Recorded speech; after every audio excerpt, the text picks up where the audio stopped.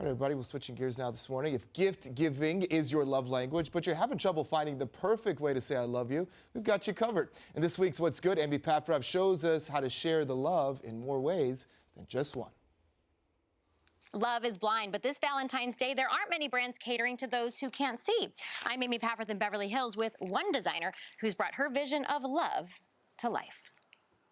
She started doing yoga about 4 years ago, and now Leba Sherman can basically do it with her eyes closed. It's almost like my body naturally knows what to do next, and sometimes I catch myself, I'm like, wow, like I really could just do this even blind. She gets her best ideas while zenned out on her mat, like the progression of her patch line, Patched by Elle. And I thought, oh my gosh, I've never seen Braille done on patches. The brand is now called Touched by Elle. Because you're touching the Braille, I'm hopefully touching your hearts. Mantras have helped her stay positive. You don't need sight to have vision. Anybody can make excuses why they can't do stuff. If you want to do something, you can do it. She chose simple words and included them in Braille on a line, which includes yoga bags, of course, and small carry-alls that are meant to be functional and inclusive. It's hard to go through stuff and sift through stuff when you're already having a hard time seeing, so you can mentally know that you packed your certain things in the love bag and you packed your other things in the vision bag. She's been advocating for the visually impaired since she slowly began losing her vision due to a rare condition called Stargardt's disease 4 years ago. I could have sat in bed and cried and been depressed, which I was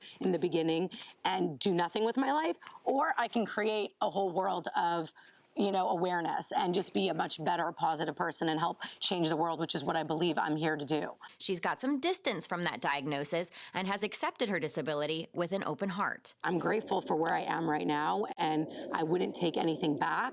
I just don't want anything to get worse. But for now, I'm in a very good place, thank God.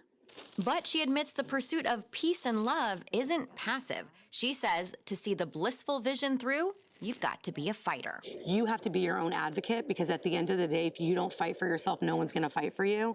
And I did a lot of research. I begged, I pleaded with my doctor. I wanted to be in any possible thing that would help me stay the same or not get worse or even get better. Leba's eyes are holding steady, and she recently participated in a clinical trial. The last 2 years of being in this trial, I have zero progression, so I'm so blessed. No one knows what the future looks like, but when you learn to focus on what truly matters, it will always be full of L-O-V-E.